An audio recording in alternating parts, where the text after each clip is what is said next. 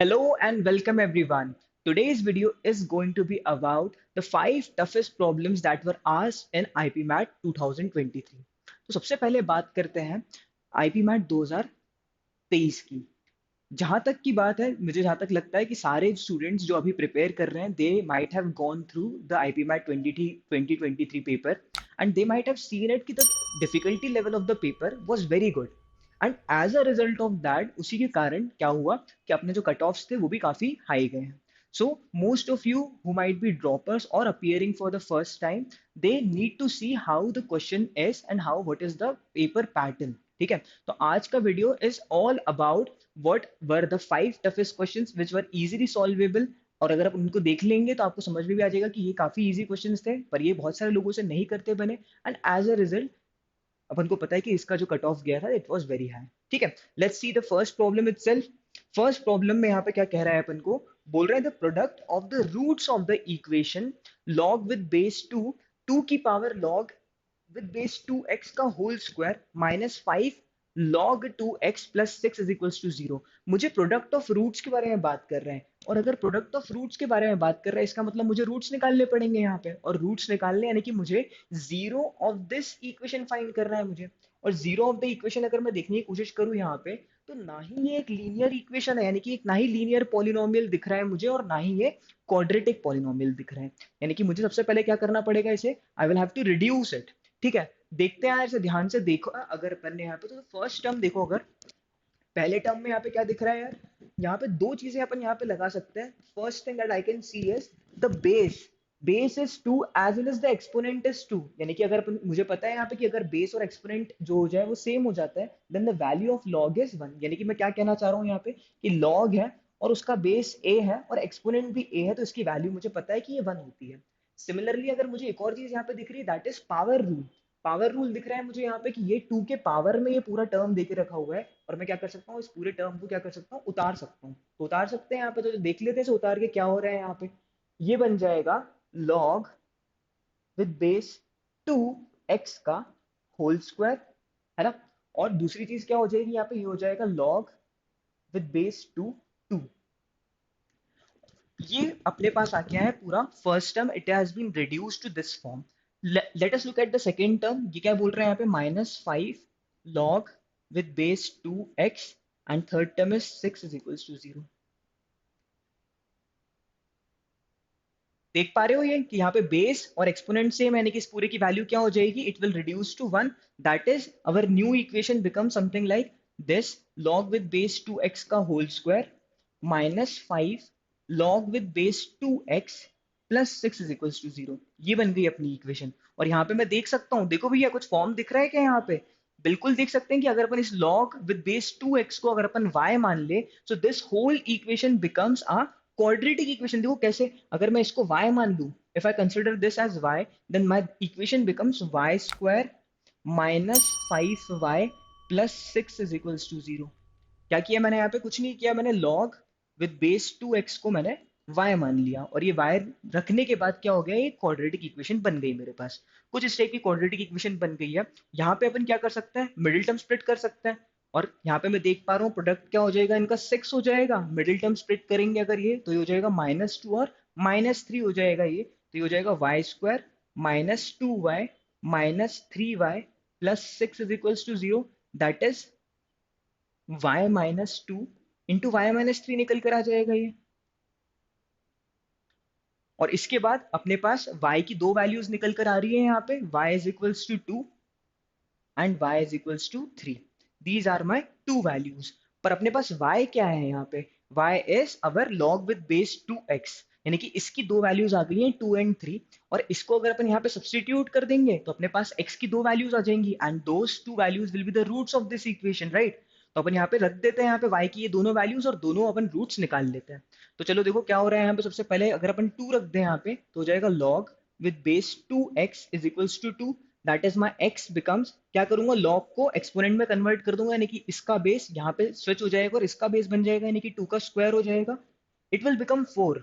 And in the next one what happens, log with base 2x की value अपन को क्या रखनी है, 3 रखनी है. और इससे मेरी x की क्या वैल्यू आ जाएगी, 2 की पावर 3. सेम चीज मैंने यहाँ पे भी कर दी, log को एक्सपोनेंट में चेंज कर दिया है, और इसकी वैल्यू निकल कर आ रही है 8. Now the problem is asking us the product of the roots. Now I have two roots, one is 4 and the other is 8, और मुझे इनका प्रोडक्ट निकालना है, यानी कि 4 8 जा, और आंसर मेरा आ रहा है 32। I hope you have understood this problem. काफी इजी प्रॉब्लम था, बस यहाँ पे आपको पहले जो आपको इक्वेशन दिखी रखी थी उसे रिड्यूस करना था एक क्वाड्रेटिक इक्वेशन में by using properties of log. Let's see the other question. क्या बोल रहा है भैया यहाँ पे? सबसे पहले तो यार ये तो फंक्शनल इक्वेशन का क्वेश्चन दिख रहा है मुझे, और फंक्शनल इक्वेशन का क्वेश्चन अगर मुझे दिखता है तो मुझे पता है कि यहाँ पे मुझे क्या करना पड़ता है, मुझे यहाँ पे n की या x की अलग अलग वैल्यू सब्स्टिट्यूट करनी पड़ती है जिससे कि मैं उसमें कोई एक फॉर्म जनरेट कर पाऊं। ठीक है, देखते हैं यार इस क्वेश्चन में क्या बोल रहा है यहाँ पे। f1 की वैल्यू मुझे देके रखी हुई है 1, fn फंक्शन ऑफ n है, और बोल रहा है ये 3n minus f of n minus 1 के बराबर है for all integers where n is greater than 1, यानी कि n की वैल्यू आपको 1 से अब बड़ी ही रखनी है। ठीक है, 1 से छोटी नहीं रख सकते और 1 भी नहीं रख सकते आप।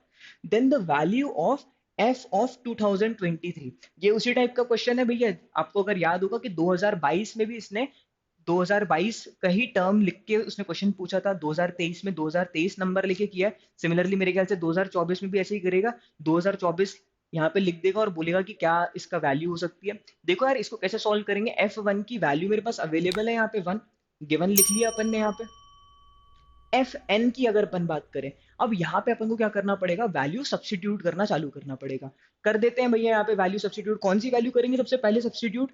बोल रहे हैं एन की वैल्यू 1 से बड़ी होनी चाहिए, तो 1 से बड़ी जस्ट बड़ी वैल्यू कौन सी होती है, 2 होती है, तो रख देते हैं भैया यहाँ पे 2।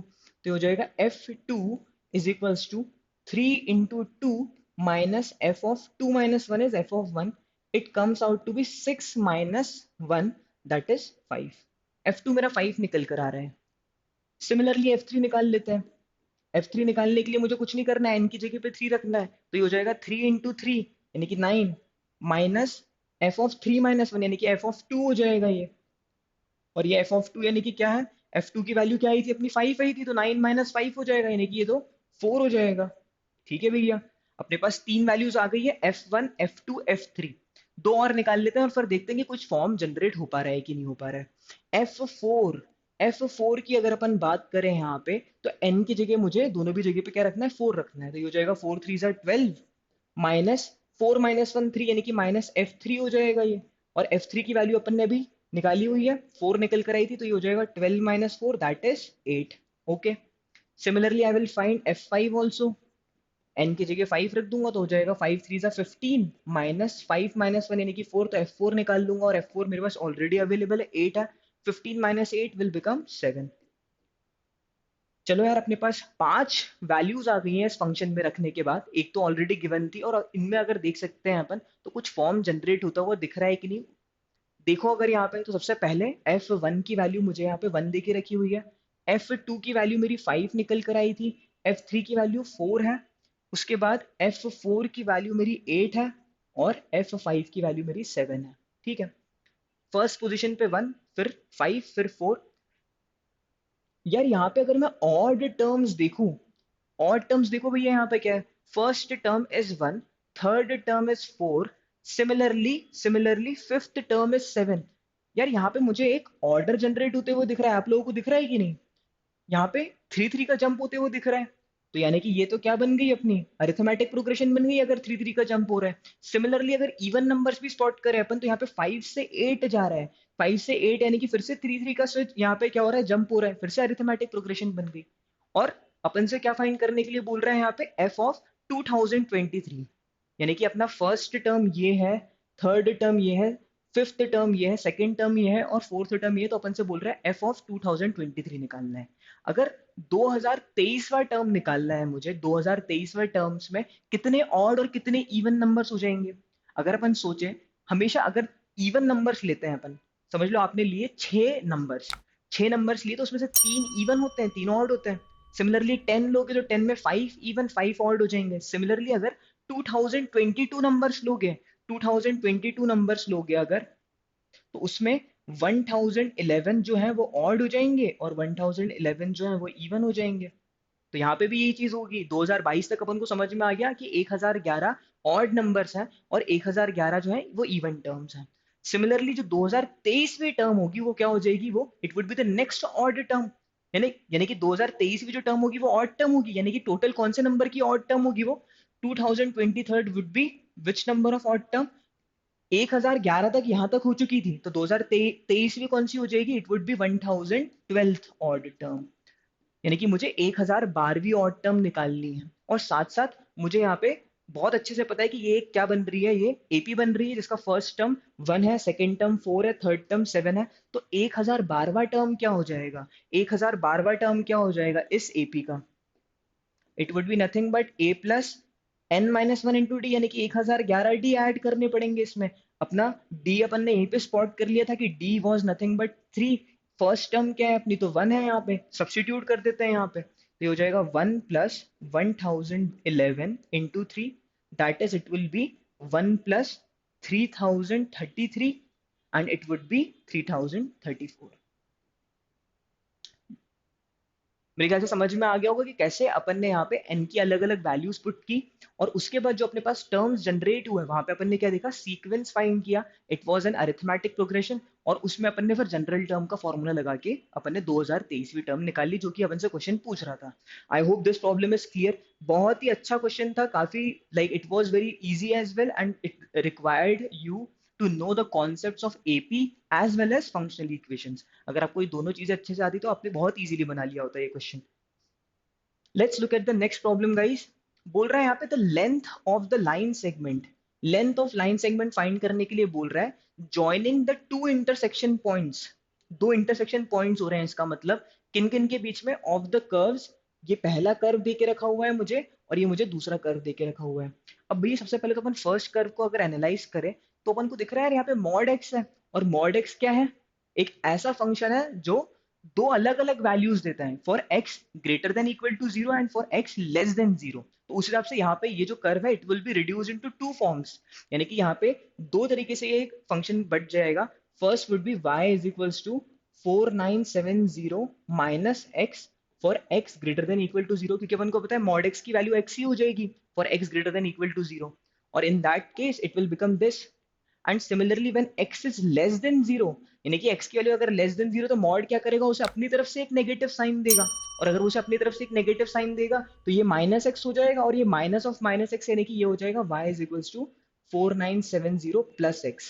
सो these are my two equations, और मुझे दोनों भी इक्वेशंस पता है that these two equations are nothing but equations of a straight line. ये दोनों भी इक्वेशंस जो है ये स्ट्रेट लाइन की इक्वेशन है।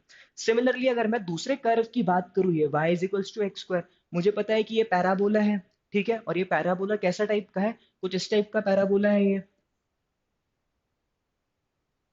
और अगर अपन इन दोनों लाइंस को अगर प्लॉट करने जाओगे, x की अलग अलग वैल्यू रखोगे और y की वैल्यूज निकालोगे, जैसे कि अगर मैं x की वैल्यू जीरो रखूंगा यहाँ पे, तो y की वैल्यू क्या हो जाएगी? 4970, कुछ ये हो जाएगी। सिमिलरली मैं x की वैल्यू अगर 4970 रखूंगा तो y की वैल्यू जीरो हो जाएगी, यानी कि ये वाला पॉइंट, यानी कि कुछ इस टाइप का ये स्ट्रेट लाइन होगी। सिमिलरली अगर मैं इसकी बात करूं, यहाँ पे अगर x की वैल्यू जीरो रखूंगा तो y की वैल्यू 4970, यानी कि ये पॉइंट फिर से निकल कर आ रहा है। और x की वैल्यू अगर -4970 रखूंगा तो ये y की वैल्यू जीरो हो जाएगी, यानी कि कुछ इस टाइप का ये हो जाएगा। x की वैल्यू -4970, ये x की वैल्यू 4970, और ये वाला क्या है? जब x की वैल्यू जीरो है तब y की वैल्यू 4970 आ रही है, और अपन देख सकते हैं कि यहाँ पे दो पॉइंट ऑफ इंटरसेक्शन निकल कर आ भी रहे हैं।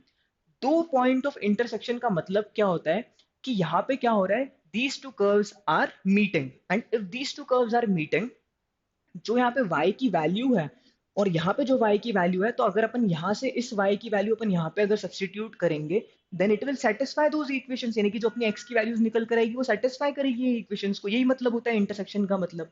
तो अगर अपन यहाँ पे देख ले, ये y की वैल्यू यहाँ पे अगर अपन सब्सटीट्यूट कर दे तो अपने पास क्या इक्वेशन बन जाती है? देखो दो इक्वेशंस बन जाएगी। एक तो ये बन जाएगी X square is equals to 4970 minus X, इसको और अच्छे से अरेंज कर लेंगे तो ये हो जाएगा X square plus X minus 4970 is equals to zero. And the second equation would be, फिर से मैं यहाँ पे y की जगह पे एक्स स्क्वायर रख रहा हूँ इस वाले में, तो क्या बन जाएगी ये? X square is equals to 4970 plus X, और इसको अरेंज कर लूँ मैं अगर स्टैंडर्ड फॉर्म में तो ये हो जाएगा X square minus X minus 4970 equal to zero. ये दो इक्वेशंस बन रही है मेरे पास, और अगर ये दो इक्वेशंस बन रही है, दोनों क्वाड्रेटिक बन रही है, इसका मतलब मेरे पास कितनी एक्स की वैल्यूज निकल कर आने वाली है? यहाँ से भी एक्स की दो वैल्यूज आने वाली है और यहाँ पे भी एक्स की दो वैल्यूज आने वाली है, पर पॉइंट ऑफ इंटरसेक्शन तो दो ही है।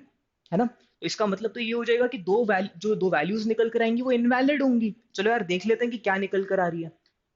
और मैं यहाँ पे देख पा रहा हूँ इस टाइप का, अगर मेरे को ये इक्वेशन दिख रही है और 4970 को अगर मैं ध्यान से देखूं, मुझे दिख रहा है यार ये 7 7 49 होता है और 7 1 7 होता है, यानी कि डेफिनेटली 7 की टेबल में तो आता है। और मैं 4970 को अगर डिवाइड कर रहा हूँ, देखो तो क्या हो रहा है, इसको 7 से डिवाइड करने पे क्या आ रहा है, 7, फिर 1 और 0।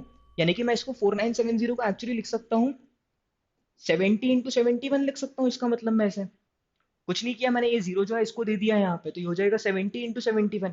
और अगर अपन यहाँ पे मिडिल टर्म स्प्लिट करने जाएंगे तो ये बहुत अपने लिए यूजफुल हो जाएगा। देखो कैसे हो जाएगा, अगर फर्स्ट इक्वेशन चेक करोगे यहाँ पे तो आप इसको लिख सकते हो x² plus 71x minus 70x minus 4970 equal to 0। इससे क्या वैल्यूज निकल कर आ जाएगी, एक तो आ जाएगी x plus 71 into x minus 70 equal to 0। कुछ नहीं किया मैंने, यहाँ पे कॉमन लेने के बाद अरेंज कर दिया है यहाँ पे, और इससे x की दो वैल्यूज आ गई मेरे पास, एक तो -71 और एक +70। ठीक है। सिमिलरली अगर मैं, मेरे पास यहाँ पे जो दूसरी इक्वेशन जनरेट हुई है x² माइनस एक्स माइनस 4970, और यहाँ पे अगर मैं इसको मिडिल टर्म स्प्लिटिंग करूँ यहाँ पे तो ये हो जाएगा x² plus 70x minus 71x minus 4970। और इससे मेरे पास वैल्यू क्या निकल कर आ रही है, x plus 70 and x minus 71 equal to 0।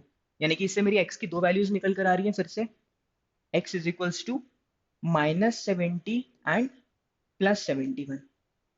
ये दो वैल्यूज आ गई यहाँ पे और ये दो वैल्यूज आ गई यहाँ पे, चारों की चारों जो है वैल्यूज क्या है, डिफरेंट है एक दूसरे से। यहाँ पे +-70 और +-71 निकल कर आ रही है वैल्यूज। अब इनमें से वैलिड पॉइंट कौन से हैं, ऐसे कौन सी x वैल्यूज हैं जो यहाँ पे एक्चुअल में निकल कर आ रही है, वो कैसे पता लगाएंगे अपन, वो अपन चेक करेंगे by substituting these values in this curve. यहाँ पे आप इस कर्व में ये वैल्यूज पुट करके देखिए और देखिए कि ये सेटिस्फाई कर रहे हैं कि नहीं कर रहे हैं। ठीक है।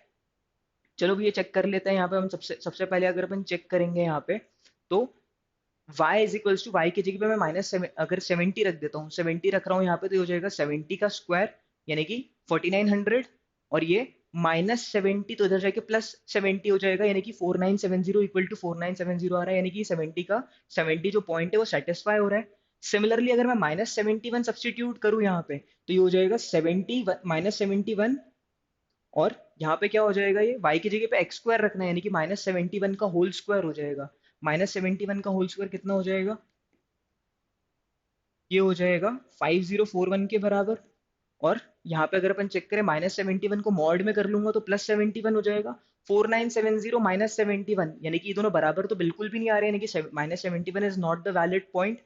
सिमिलरली यहाँ से जो वैलिड पॉइंट दो, ये अपने दो इनको अगर चेक करें अपन, -70 पुट करके देखिए अगर अपन यहाँ पे, तो -70 का स्क्वायर जो है अपना, -70 का अगर अपन स्क्वायर रखेंगे यहाँ पे तो क्या हो जाएगा, 4900 हो जाएगा। और 4900 माइनस ऑफ -70 यानी कि +70, 4900 +70 यानी कि 4970, और 4970 -4970 जीरो निकल कर आ रहे हैं, यानी कि अपना दूसरा वैलिड पॉइंट भी निकल कर आ गया है -70। दोनों वैलिड पॉइंट्स आ गए 70 और -70, यानी कि यहाँ पे जो वैल्यूज होंगी ये होंगी 70, सॉरी यहाँ पे तो -70 होगी और यहाँ पे क्या होगी, +70 होगी। और यहाँ पे y कितना होगा, यहाँ पे आप पुट कर दो, वैल्यू पुट कर दो यहाँ पे तो आपका y निकल कर आ जाएगा।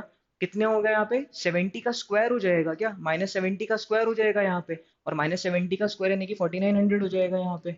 सिमिलरली यहाँ पे 70 का स्क्वायर हो जाएगा यानी कि 4900 हो जाएगा यहाँ पे। दोनों भी पॉइंट्स निकल कर आ गए, -70 4900 एंड 70 4900। और अब मुझे इनके बीच का क्या निकालना है, डिस्टेंस निकालना है, यानी कि लेंथ निकालना है। मुझे दिख रहा है इन दोनों की भी जो y कोऑर्डिनेट है वो सेम है, और अगर y कोऑर्डिनेट सेम है यानी कि डिस्टेंस निकालने के लिए मुझे क्या करना पड़ेगा, सिर्फ मुझे इनके x कोऑर्डिनेट्स को सब्ट्रैक्ट करना पड़ेगा, and the final answer will become, the distance will become 70 minus of -70, यानी कि इट विल बिकम 70 + 70 यानी कि 140 आ जाएगा। 140 units is the answer to this one. बहुत ही अच्छा प्रॉब्लम था। यहाँ पे दो कॉन्सेप्ट लगे हैं। सबसे पहले तो आपको कर्व्स जो है समझ में आनी चाहिए कि ये कौन से कर्व्स हैं, कितने पॉइंट्स पे इंटरसेक्ट कर रहे हैं, वो अपन ने देख लिया यहाँ पे इसको वैल्यूज पुट करके। और ये भी अपन ने समझ लिया कि वैलिड पॉइंट्स कैसे निकालते हैं। वैलिड पॉइंट्स यहाँ पे निकालने के लिए ऐसे पॉइंट्स जो यहाँ पे अपन अगर पुट करें तो दोनों कर्व्स में सेटिस्फाई करने चाहिए, वो निकाले अपन ने, और इससे अपना क्वेश्चन पूरा सॉल्व हो गया। Let's look at the next problem guys. क्या बोल रहा है भैया यहाँ पे, log with base cos x sin x plus log with base sin x cos x is equals to 2। इस टाइप का प्रॉब्लम 2021 में भी आ चुका है, 2019 में भी आ चुका है, जहां पे आप देख सकते हो कि प्रॉब्लम में आपको सिर्फ बेस और एक्सपोनेंट देके रखा हुआ रहेगा और उसकी वैल्यू देके रखी रहेगी, और उसके बाद वो आपसे चीजें पूछ लेगा। इस टाइप के क्वेश्चन में आप यहाँ पे अगर देखो, ध्यान से अगर देखो गिवन में, तो अपन यहाँ पे कौन सी प्रॉपर्टी लगा पा रहे हैं लॉग की? कोई प्रॉपर्टी लगा पा रहे हो यहाँ पे लॉग की? क्या यहाँ पे आप प्रोडक्ट रूल लगा पा रहे हो, या डिफरेंस वाला जो रूल होता है वो लगा पा रहे हो? नहीं लगा पा रहे, यहाँ पे अपन कुछ भी नहीं लगा पा रहे। यहाँ पे क्या आप पावर रूल लगा पा रहे हो? पावर रूल भी नहीं लग रहा है। यहाँ पे सिर्फ एक रूल लग रहा है, that is of change of base rule. तो चेंज ऑफ बेस रूल ही जो एक रूल है वो यहाँ पे अपन को लगता हुआ दिख रहा है, तो अपन लगा देते हैं उसे और लगा के देखते हैं कि क्या हो रहा है यहाँ पे। So it will become log of sine X upon log of cos X plus log of cos x upon log of sin x is equals to 2। इसके बाद क्या कर सकते हैं? कुछ दिख रहा है यहाँ पे कुछ होते हुए? मुझे एक चीज दिख रही है कि इनके डिनोमिनेटर अलग अलग दिख रहे हैं। अगर मैं इनके डिनोमिनेटर सेम बनाने जाऊँ, यानी कि मुझे एलसीएम लेना पड़ेगा, और एलसीएम लेता हूँ तो देखो क्या हो जाएगा यहाँ पे। एलसीएम लेने के लिए मुझे क्या करना पड़ेगा, इसमें ऊपर नीचे log of sine x multiply करना पड़ेगा, और इसमें ऊपर नीचे log of cos x multiply करना पड़ेगा। चलो कर देते हैं। तो नेक्स्ट स्टेप क्या हो जाएगी, log ऑफ साइन एक्स ऊपर नीचे मल्टीप्लाई किया अपन ने, तो ये हो जाएगा log ऑफ साइन एक्स का होल स्क्वायर। सिमिलरली इस वाले में अपन ने log of cos x multiply किया है ऊपर नीचे, तो ये क्या बन जाएगा, log ऑफ cos x का होल स्क्वायर। ओके, और रही बात नीचे एलसीएम की, तो क्या हो जाएगा ये, log of sine x into log of cos x। ठीक है, लिख देता हूं ये भी, log of sine x into log of cos x। Okay, और इस पूरे की वैल्यू मुझे देख के रखी हुई है 2, रख दी मैंने यहाँ पे 2। अब देखो यार यहाँ पे कि क्या कर सकता हूँ मैं, फिर से मुझे कुछ नहीं होते हुए दिख रहा है। यहाँ पे सिर्फ एक चीज दिख रही है कि मैं इस डिनोमिनेटर को यहाँ पे आरएचएस में लेके जा सकता हूँ, यही चीज मुझे यहाँ पे दिख रही है, और ले जाता हूँ इसे। तो देखो क्या हो रहा है यहाँ पे, ये हो जाएगा log ऑफ साइन एक्स का whole square plus log of cos x का होल स्क्वायर, और ये निकल कर आ रहा है मेरे कितने के बराबर, 2 times log sine x and log cos x के बराबर निकल कर आ रहा है ये। ओके भैया, अब यहाँ पे अगर अपन देखें, तुम्हें कुछ दिख रहा है क्या यार यहाँ पे? मेरे को देखो, मुझे तो एक चीज दिख रही है यहाँ पे होती हुई, मुझे यहाँ पे एक फॉर्म जनरेट होते हुए दिख रहा है। क्या आपको भी दिख रहा है? ध्यान से देखो भैया, यहाँ पे log ऑफ साइन एक्स का whole square plus log of cos x का whole square is equal to 2 times log sine X cos x।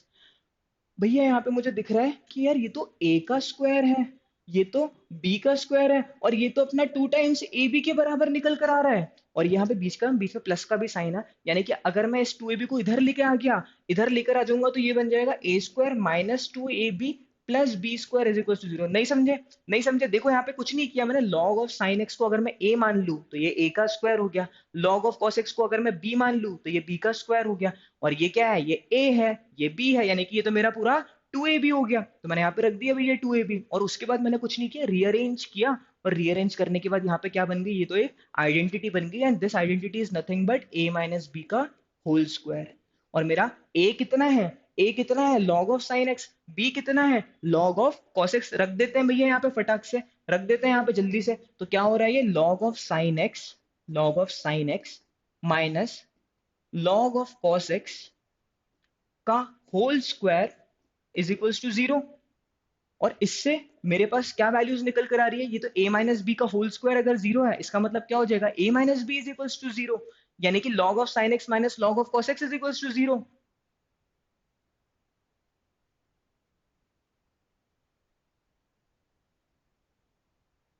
और इसको अगर अपन सॉल्व करें, इक्वेट करें, यानी कि minus log of cos x को उधर लेके आ जाए, तो ये हो जाएगा log of sine x is equals to log of cos x।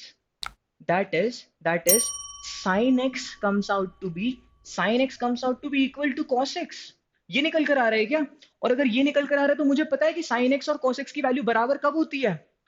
पता है ना ये कि कब होती है sin x और cos x की वैल्यू बराबर, पाई बाय 4 पे होती है पहले क्वाड्रेंट में, और उसके बाद कब होती है, हर बार 2 पाई के इंटरवल के बाद होती है, यानी कि मैं लिख दूंगा उसे कि x comes out to be 2n pi plus pi by 4।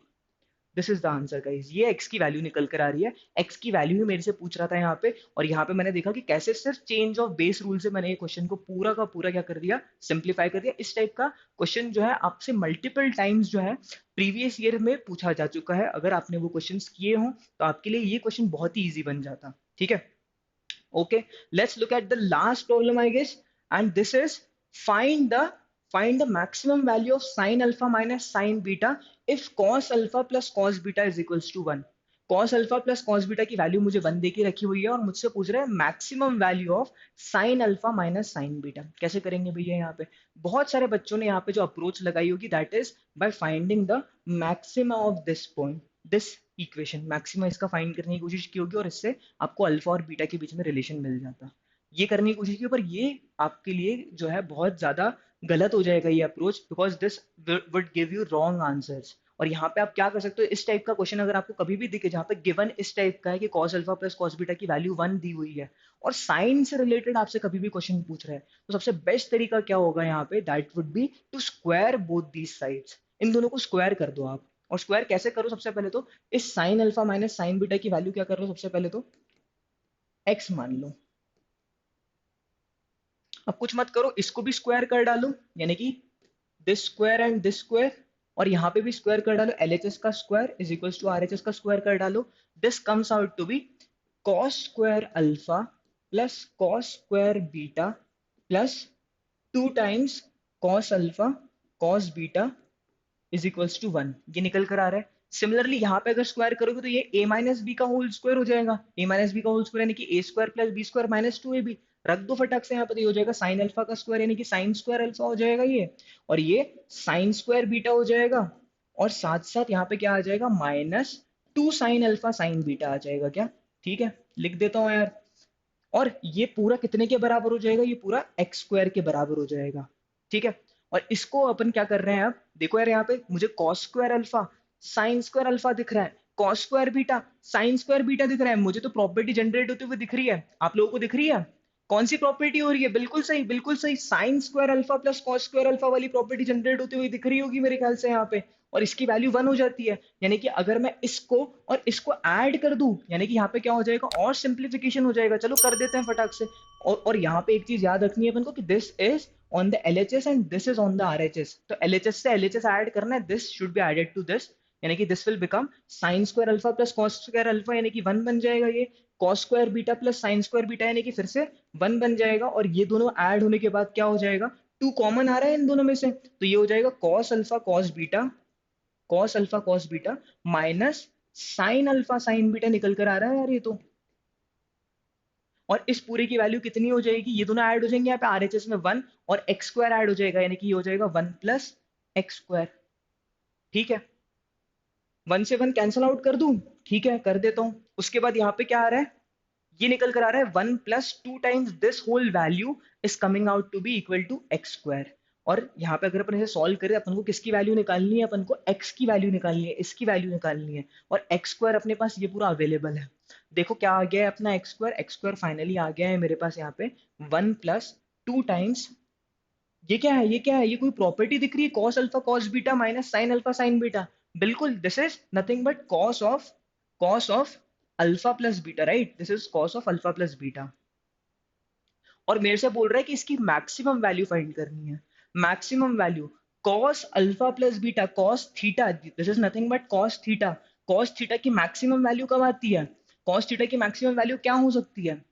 Cos theta की मैक्सिमम वैल्यू, कॉस थीटा जो है -1 से लेके 1 तक होता है, और इसकी मैक्सिमम वैल्यू डेफिनेटली फिर 1 हो जाएगी। तो इसकी maximum value is 1, so we can replace this whole thing by 1, और इससे अपने एक्स स्क्वायर की वैल्यू निकल कर आ रही है 1 plus 2 into 1 that is 1 plus 2, and this is 3। इससे मेरा एक्स स्क्वायर निकल कर आ रहा है 3 के बराबर, और मुझे निकालना क्या है, sine alpha minus sign beta की वैल्यू, यानी कि मुझे एक्स निकालना था, और मेरे एक्स स्क्वायर मेरे पास अवेलेबल है, यानी कि एक्स की वैल्यू क्या हो जाएगी, बिल्कुल 3 का क्या हो जाएगा, स्क्वायर रूट हो जाएगा, यानी कि प्लस माइनस √3 निकल कर आ जाएगी।